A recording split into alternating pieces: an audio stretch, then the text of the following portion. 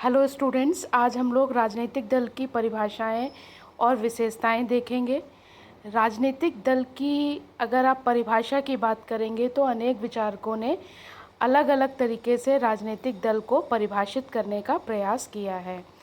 कुछ विचारक जो हैं उन्होंने राजनीतिक दल की परिभाषा उनके कार्यों के आधार पर की है, उनके कार्यों को प्रमुखता दी है, जबकि कुछ विचारक ऐसे हैं जिन्होंने राजनीतिक दल को परिभाषित करते समय उनके उद्देश्यों को ध्यान में रखा है।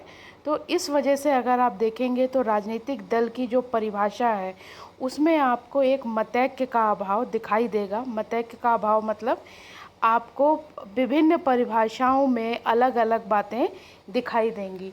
कुछ विचारकों की परिभाषाएं जो हैं वो कार्यों पर फोकस करती हैं और कुछ की राजनीतिक दल जिस उद्देश्य को प्राप्त करना चाहते हैं उस पर फोकस करती है। तो यहाँ पर कुछ प्रमुख विचारकों की परिभाषाएं हैं जिसे हम देख लेते हैं। सबसे पहली परिभाषा एडमंड वर्क की है। एडमंड वर्क कहते हैं कि राजनीतिक दल मनुष्य के उस संगठन को कहते हैं जो किसी एक सिद्धांत पर सहमत हो, जिसके द्वारा राष्ट्रीय हित संपन्न किया जा सके। तो एडमंड वर्क की डेफिनेशन में इम्पोर्टेंट क्या है कि राजनीतिक दल जो होते हैं उसका एक संगठन होता है और वो एक निश्चित सिद्धांत पर सहमत होता है और ये मिलकर क्या काम करते हैं, राष्ट्रीय हितों को संपन्न करने का काम करते हैं। दूसरी डेफिनेशन आप देखेंगे तो मैक्स वेबर की डेफिनेशन है और वो राजनीतिक दल को एक ऐसे संघ या समुदाय के रूप में देखते हैं जो प्रचार और आंदोलन के जरिए सत्ता हथियाने की कोशिश करता है, ताकि दल के जो सक्रिय और तेज तर्रार लोग हैं वो सत्ता के माध्यम से सार्वजनिक हित और निजी स्वार्थ दोनों की पूर्ति कर सकें। राइट। तो यहाँ पर आपको क्या ध्यान में रखना है कि मैक्स वेबर भी किस तरफ इशारा कर रहे हैं कि राजनीतिक दलों का अल्टीमेट उद्देश्य क्या होता है, राजनीतिक सत्ता को हासिल करना, और इसके लिए वो प्रचार और आंदोलन का रास्ता अपना सकते हैं। और राजनीतिक दल क्या हासिल करना चाहते हैं, सार्वजनिक और निजी हित दोनों तरीके के स्वार्थों की पूर्ति करना चाहते हैं। इसके बाद आप देखेंगे तो तीसरी इम्पॉर्टेंट डेफिनेशन जोसेफ ए शुम्पेटर की है, जो कहते हैं कि प्रत्येक राजनीतिक दल का प्रथम और प्रमुख उद्देश्य सत्ता प्राप्ति के लिए या सत्ता में बने रहने के लिए अन्य दलों पर हावी होना है। तो जोसेफ ए शुम्पेटर की डेफिनेशन में आप लोगों को क्या पता चला कि राजनीतिक दल जो होते हैं उनका मूल उद्देश्य होता है सत्ता को प्राप्त करना और सत्ता में बने रहने के लिए पहला प्रयास तो उनका क्या होता है कि वो सत्ता को प्राप्त करें। दूसरा, जब उन्होंने सत्ता प्राप्त कर ली है तो वो सत्ता में बने रहें और इसके लिए वो अन्य दलों पर हावी होने का प्रयास करते हैं। यहाँ पर एक अन्य विचारक हैं सार्टोरी, उनकी डेफिनेशन अगर आप देखेंगे तो वो कहते हैं कि राजनीतिक दल कोई भी राजनीतिक समूह है जो एक आधिकारिक नाम से पहचाना जाता है।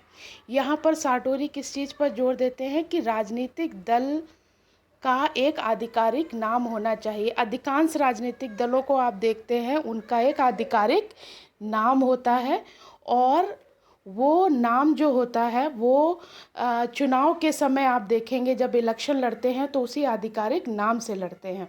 राइट। आगे सार्टोरी क्या कहते हैं कि चुनावी उम्मीदवारों के माध्यम से सार्वजनिक पदों की प्राप्ति करने में सक्षम होते हैं।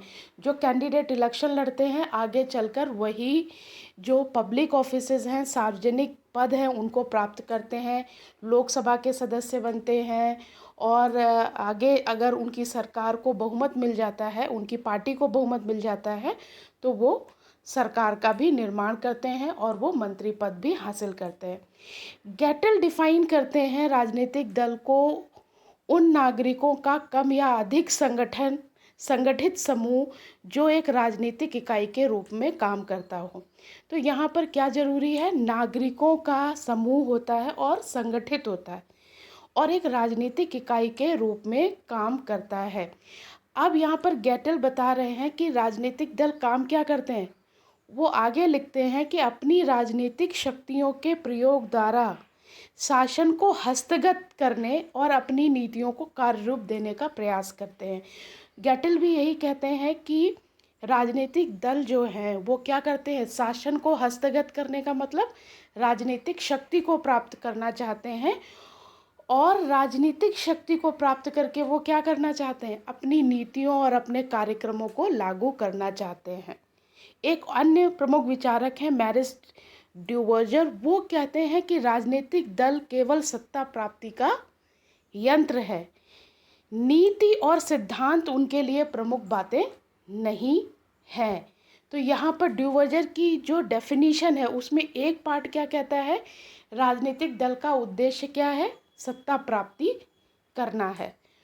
दूसरी बात वो ये कहते हैं कि सत्ता प्राप्त करते समय अधिकांश राजनीतिक दल जो हैं वो अपने सिद्धांतों और मूल्यों की तिलांजलि दे देते हैं, उनको अवॉइड कर देते हैं, राइट।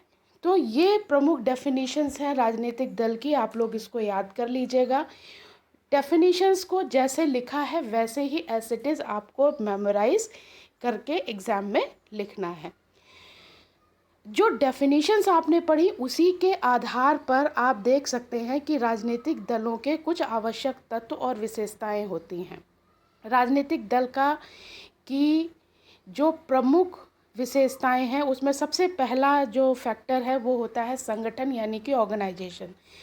प्रत्येक राजनीतिक दल स्वयं को व्यवस्थित रखने के लिए एक मजबूत संगठन का निर्माण करता है, और प्रत्येक दल के पास एक आचार संहिता होती है, राइट। एक संगठन होता है और संगठन को चलाने के लिए वो लोग एक कोड ऑफ कंडक्ट बनाते हैं जिसे हम आचार संहिता कहते हैं, और दल का हर सदस्य उस आचार संहिता के साथ, कोड ऑफ कंडक्ट के साथ बंधा होता है। उसमें जो नियम कायदे कानून होते हैं वो प्रत्येक सदस्य उसका पालन करता है। और ऐसा क्यों होता है, ताकि संगठन जो है वो मजबूत रह सके। संगठन जितना ज़्यादा मजबूत होगा, राजनीतिक दल उतना अधिक मजबूत और सक्रिय होते हैं। राजनीतिक दलों की दूसरी विशेषता आप कहेंगे विचारधारा।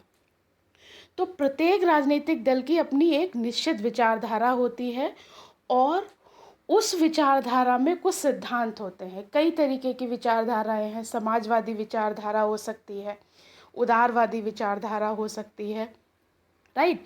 और हर विचारधारा में कई सिद्धांत होते हैं। तो राजनीतिक दल जिस विचारधारा से संबंध रखते हैं उस विचारधारा से संबंधित सिद्धांतों को भी वो अपनाते हैं, और विचारधारा ही होती है जो एक राजनीतिक दल को दूसरे राजनीतिक दल से अलग करती है, राइट। और विचारधारा एक और महत्वपूर्ण रोल क्या अदा करती है, जो जिस दल की जो विचारधारा होती है वो उसी के अनुरूप अपनी नीतियों को निर्मित करता है। तीसरी विशेषता अगर आप देखेंगे तो सत्ता प्राप्ति है, सत्ता को प्राप्त करना। प्रत्येक राजनीतिक दल सत्ता को प्राप्त करने की कोशिश करता है, लेकिन आपको याद क्या रखना है, याद रखना है कि राजनीतिक दल सिर्फ और सिर्फ संवैधानिक तरीके से ही सत्ता प्राप्त करना चाहते हैं।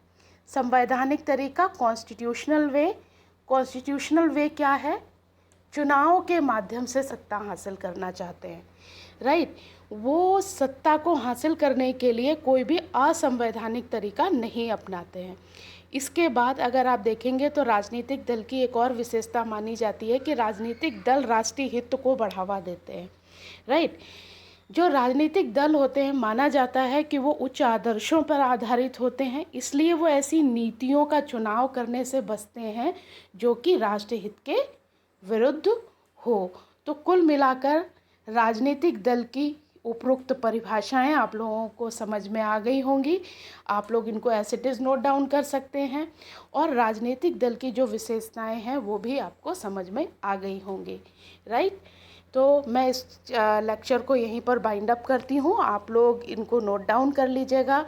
चैनल को लाइक, सब्सक्राइब और शेयर करना मत भूलिएगा। अगर कोई चीज़ आपको नहीं समझ आई है तो आप लोग मुझसे कमेंट बॉक्स में पूछ सकते हैं। ऐसे ही और वीडियोस मैं आप लोगों के लिए बनाती रहूँगी और आप लोगों को शेयर करती रहूँगी। आप लोग इसका पूरा लाभ उठाइए। Thank you.